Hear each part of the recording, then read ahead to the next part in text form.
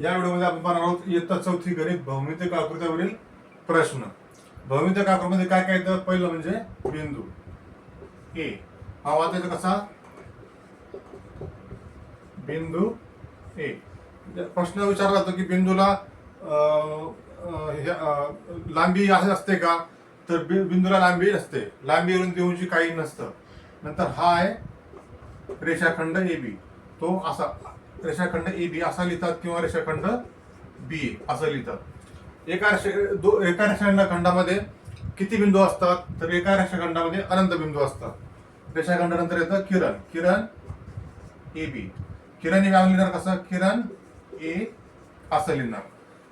किरण बी ए असं लिहिणं चुकीचं आहे. हे बरोबर आहे, कारण की किरणच्या आरंभ बिंदूपासून नाव ठेवले जाते ए बी. सुरुवात आरंभ बिंदू पासून करायची. याचा आरंभ बिंदू ए म्हणून ए बी लिहायचं. बी ए चुकीचं आहे. नंतर लाईन. ही समजा लाईन आहे ए बी. ला आपण लाईन ए बी लिहू शकतो किंवा लाईन बी ए असं लिहिलं तरी चालेल.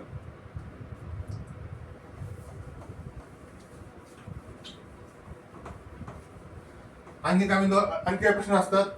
समजा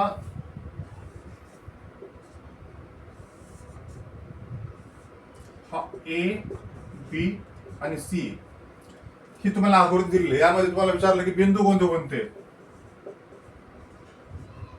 बिंदू कोणते कोणते? ए बी आणि सी. नंतर रेषाखंड कोणते कोणते? रेषाखंड कोणते कोणते आहेत? रेषाखंड ए बी, रेषाखंड बी सी, रेषाखंड सी ए. नंतर किरण कोणते कोणते?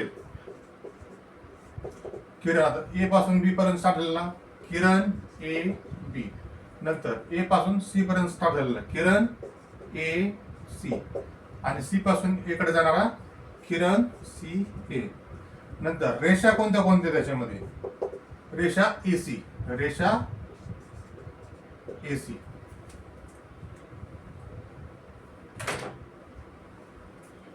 इथं पाहून घ्या.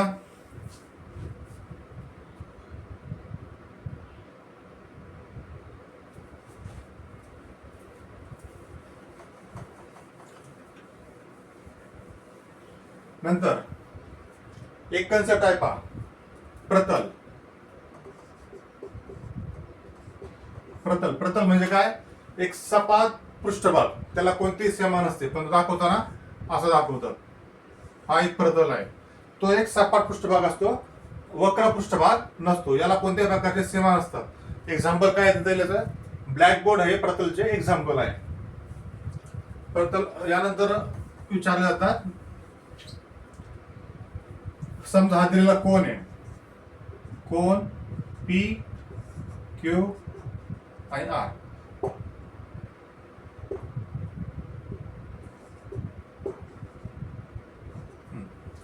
यामध्ये बिंदू ए हा कोणाच्या अंतर्भागात आहे, बिंदू बी हा कोणाच्या बाह्य भागात आहे आणि बिंदू सी हा कोणावर आहे.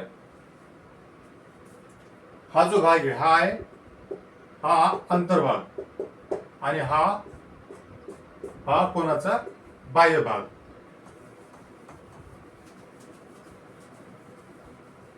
आता बऱ्याच मुलांचा असा ग्रह असतो की कोण फक्त असाच असतो. तसं काय नाही, कोण असा पण असू शकतो. याला पण हा पण कोण आहे आणि हा सुद्धा, हे सर्व कोण आहेत. कोण नंतर प्रश्न असा असतो की कोणाचे प्रकार सांगा. कोणाचे प्रकार कोणते कोणते आपण झालेले आहेत? शून्य कोण, लघु कोण, काटकोण, विशाल कोण, सरळ कोण, प्रविशाल कोण आणि पूर्ण कोण.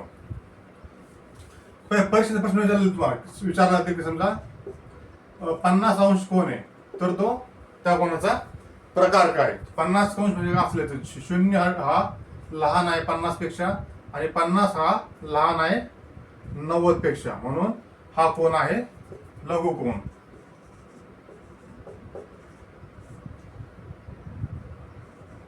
लघु कोण नंतर दुसरं विचारलं की 100 अंश. 100 अंश हा 90 अंश हा लहान आहे 100 अंश पेक्षा, आणि 100 अंश लहान आहे 180 पेक्षा, म्हणून हा झाला विशाल कोन.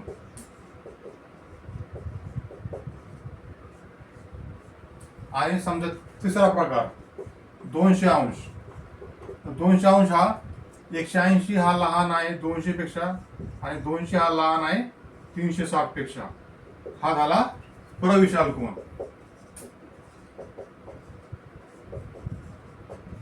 बाकी मग 0 अंश असतील तर शून्य कोन, 90 अंश असेल तर काटकोन, 180 अंश असेल तर सरळ कोन, आणि 360 अंश असेल तर पूर्ण कोन. ठीक आहे, हे झालं कोनाबद्दल. आता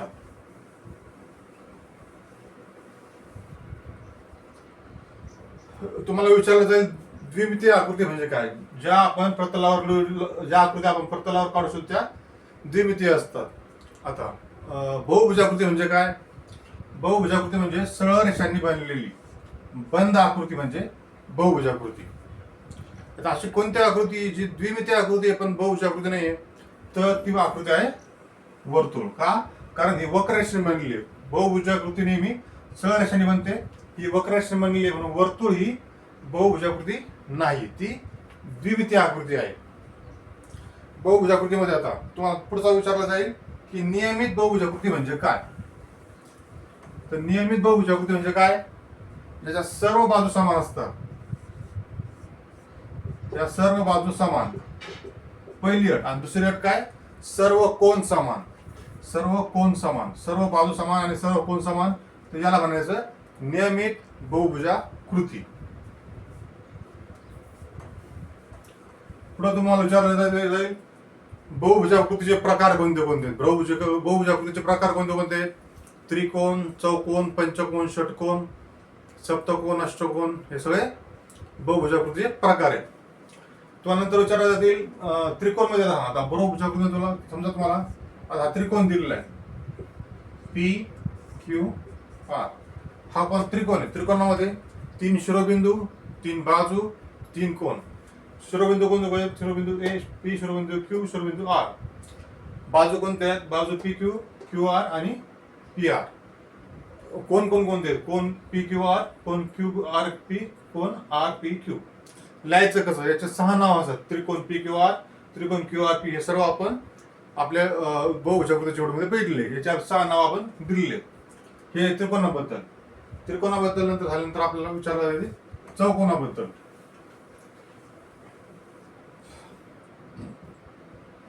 मग मागाशी आपण बघितलं की नियमित बहुभुजाकृती म्हणजे काय. सर्व बाजू समान आणि सर्व कोन समान. सर्व बाजू समान, सर्व कोन समान. ही त्रिकोण हा नियमित त्रिकोण आहे, याला म्हणतात समभुज त्रिकोण. सर्व बाजू समान, सर्व कोन समान, याला म्हणता येईल नियमित बहुभुजाकृती, आणि जर नाव आहे समभुज त्रिकोण. जर 4 बाजू असतील, 4 बाजू असतील आणि सर्व बाजू समान आणि सर्व कोन समान असं असेल तर याला म्हणायचं चौरस. ही नियमित बहुभुजाकृती आहे. परंतु सर्व बाजू समान हा आहे समभुज चौकोन. ही नियमित बहुभुजाकृती आहे, ही नियमित बहुभुजाकृती नाही. का, कारण सर्व बाजू समान आहेत परंतु सर्व कोन समान असण्याची अट इथे मग लागत नाही. त्यामुळे ही नियमित बहुभुजाकृती आहे, नियमित बहुभुजाकृती आहे, नियमित बहुभुजाकृती नाही. त्रिकोण नंतर आता आपण पाहू चौकोन. चौकोनामध्ये काय काय माहित पाहिजे पहा. चौकोन म्हणजे काय, 4 बाजू असलेली बहुभुजाकृती, ही व्याख्या. दुसरं, चौकोनामध्ये काय काय असतं. 4 शिरोबिंदू असतात, 4 बाजू असतात, 4 कोन असतात, त्यांची नावं देता आले पाहिजे. आणि काय माहित पाहिजे, सलगची बाजू आणि सम्मुख बाजू, समोरची बाजू. सलगचा कोन आणि सम्मुख कोन. सलगचा म्हणजे समजा हा कोन आहे, याचा सलगचा कोन हा आणि लगतचा कोन. लगतचा कोन हा आणि लगतचा कोन हा, आणि याचा समोरचा कोन कोणता, हा सम्मुख कोन. बाजू असेल तर समजा ही बाजू आहे, समजा ए बी ही बाजू आहे, हिची लगतची बाजू कोणती ही लगतची बाजू आहे आणि ही लगतची बाजू आहे, आणि त्याच्या समोरची बाजू कोणती आहे ही सम्मुख बाजू लगतच्या ह्या लगतच्या बाजू ही आणि ही समोरची बाजू. चौकोनामध्ये तुम्हाला एवढं माहित पाहिजे. आता पुढचा प्रश्न काय असेल? पुढचा प्रश्न असेल की चौकोनाचे प्रकार कोणते कोणते असतात. चौकोनाचे प्रकार कोणते कोणते असतात? चौकोनाचे प्रकार बाजू आणि कोणचं गुणधर्मावरून चौकोनाचे 5-6 प्रकार पडतात. तर पहिला प्रकार कोणता आहे? चौरस, सर्व बाजू समान, सर्व कोण समान. दुसरा प्रकार आयत, समोरासमोर बाजू समान, सर्व कोण समान म्हणजे काटकोन. समभुज चौकोन, सर्व बाजू समान. समांतरभुज चौकोन, समोरासमोर बाजू समान व समांतर. आणि नंतर समलंब चौकोन, समोरासमोर बाजूंची एक जोडी समांतर. तर तुम्हाला एवढं माहित पाहिजे. तुम्हाला काय काय माहित पाहिजे? ह्या सगळ्या डिटेल्स आपण बहुभुजाकृतीच्या व्हिडिओमध्ये पाहिलेलं आहे. आता यामध्ये आपण आता तुम्हाला प्रश्न काय असतील? आयत हा चौरस आहे का? किंवा चौरस हा आयत आहे का? हा चौरस आहे आणि हा आयत आहे. चौरस हा आयत आहे का? ते कसं चेक करायचं? हे जनरल क्वेश्चन आहेत पहा. चौरसाला आपण आयत म्हणता येईल का? ते कसं पाहायचं? चौरस हा आयताची व्याख्या सॅटिस्फाय करतो का? तर आयताची व्याख्या काय आहे? समोरासमोर बाजू समान, सर्व कोण काटकोन. याच्या समोरासमोर बाजू समान आहेत का? आहेत. सर्व कोण काटकोन आहेत का? आहेत. तर आपण प्रत्येक चौरस हा आयत असतो. आता प्रत्येक आयत हा चौरस असतो का ते चेक करायचं. ते आयत हा चौरस आहे का चेक करण्यासाठी चौरसाची व्याख्या चेक करायची. त्या व्याख्येमध्ये जर आयत बसत असेल तर आयत हा चौरस आहे. तर चौरसाची व्याख्या काय? सर्व बाजू समान. सर्व बाजू समान आहेत का? नाही. याचा अर्थ आयत हा चौरस नाही. म्हणजे प्रत्येक चौरस हा आयत असतो, परंतु प्रत्येक आयत हा चौरस असेलच असे नाही. याचे जर सर्व बाजू समान केले तर हा सुद्धा चौरस होईल. आता आपल्याला काय काय माहित पाहिजे? चौरस आणि आयत यांच्यामधील फरक, चौरस आणि आयत यांच्यामधील साम्य, नंतर चौरस आणि चौकोन यांच्यामधला फरक, की चौरस म्हणजे काय आणि चौकोन म्हणजे काय. हा आहे चौकोन, हा आहे चौकोन, हा आहे चौरस. आता चौरस आणि चौकोन मध्ये फरक काय? चौकोन म्हणजे काय? 4 बाजू असलेली बहुभुजाकृती, बस. बाकी दुसरी कोणती अट नाही. पण चौरस म्हणजे काय? 4 बाजू पण पाहिजे, सर्व बाजू समान पण पाहिजे, सर्व कोण समान पण पाहिजे, तर हा चौरस. प्रत्येक चौरस हा चौकोन असतो, पण प्रत्येक चौकोन हा चौरस असेलच असे नाही. चौरस हा चौकोनाचा प्रकार आहे. ठीक आहे. तर आपल्याला काय माहित पाहिजे आणखी? प्रश्न काय विचारतात? प्रश्न असे विचारतात काय, की आयत आणि समभुज चौकोन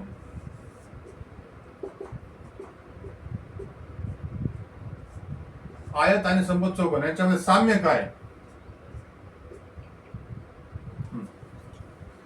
अगोदर या दोघांचं साम्य काय? तर साम्य हे की दोघांच्या समोरासमोर बाजू समांतर असतात, नंतर दोघांच्या समोरासमोर बाजू समान असतात. हे दोघांमध्ये साम्य आहे. आता दोघांमध्ये फरक काय आहे? याचे सर्व कोण काटकोन आहेत, याचे सर्व काटकोन असतील तसे नाही. नंतर याचे सर्व बाजू समान आहेत, त्याच्या सर्व बाजू समान असतील तसे नाही. हे दोघांमध्ये फरक आहे. असे छोटे छोटे प्रश्नांचे उत्तर आपल्याला माहित पाहिजे. ठीक आहे.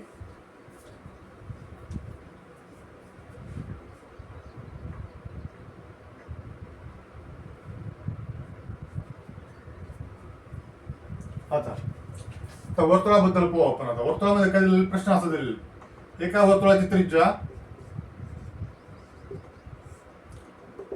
7 मीटर आहे, तर व्यास किती असेल, असा प्रश्न असणार आहे. तर व्यास विचारलेला आहे, आपण उत्तर काढणार. व्यास बरोबर 2 गुणिले त्रिज्या, 2 गुणिले त्रिज्या किती आहे? 7. तिथं मीटर लिहायची गरज नाही. 7 दुने 14.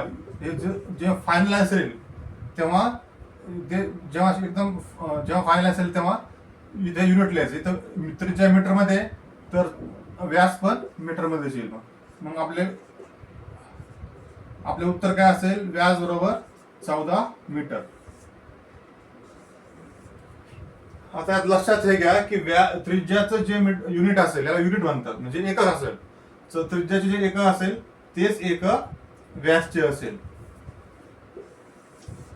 जर त्रिज्या असं दिलं तर त्रिज्या बरोबर 7 एवढंच दिलं, अशा वेळेस व्यास बरोबर 14 एकक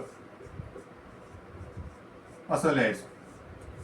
जर ते एकक दिलं नाही तर उत्तरामध्ये 14 एकक असं लिहायचं. प्रश्न दुसरा समजा असा, जर वर्तुळाचा व्यास 10 सेंटीमीटर असेल तर वर्तुळाची त्रिज्या काढा. असा प्रश्न आहे. व्यास दिलेला आहे, त्रिज्या काढा. सेम तर व्यास बरोबर 2 गुणिले त्रिज्या. व्यास किती दिलेला आहे? 10. 10 बरोबर 2 गुणिले त्रिज्या. आता 2 इथं काय गुणले, तिकडे गेलं जेव्हा बरोबर साईनच्या दुसऱ्या बाजूला जेव्हा नंबर जातो तेव्हा त्याचं साईन चेंज होतं. आता हा 2 आहे तर इथं गुणाकार आहे, तिकडे गेल्यावर भागाकार होऊन जाईल. 10/2 बरोबर त्रिज्या. 10/2 म्हणजे 5. 5 बरोबर त्रिज्या. खाली आपण लिहायचं त्रिज्या बरोबर 5. आता व्यास कशामध्ये दिलेला आहे? सेंटीमीटर मध्ये. तर याचं एकक पण काय? सेंटीमीटर. असे प्रश्न विचारले जातात. त्याचा पाहून घ्या. वर्तुळामध्ये काही आणखी प्रश्न विचारले जातात पहा. वर्तुळामध्ये केंद्रबिंदू किती असतात? वर्तुळामध्ये आपण किती त्रिज्या काढू शकतो? एका वर्तुळात आपण किती व्यास काढू शकतो? एका वर्तुळात आपण किती जीवा काढू शकतो? केंद्रबिंदू 1, त्रिज्या अनंत, व्यास अनंत, जीवा अनंत. आता दुसरं म्हणजे काय असतं की वर्तुळाची परिमिती.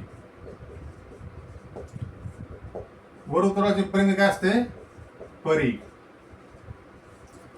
सर्वात मोठी जीवा.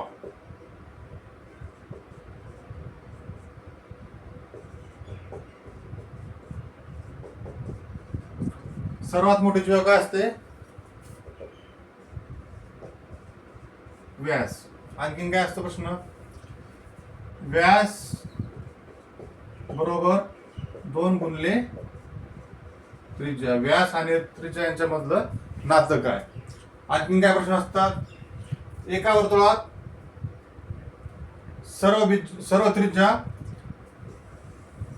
समान लांबीच्या असतात का? एका वर्तुळातील सर्व त्रिज्या या समान लांबीच्या असतात. एका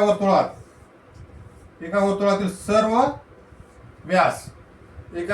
सर्व व्यास समान लांबीचे असतात. आता एका वर्तुळातील जीवा या समान लांबीच्या नसतात. असे प्रश्न व आणखी वर्तुळामध्ये विचारतात.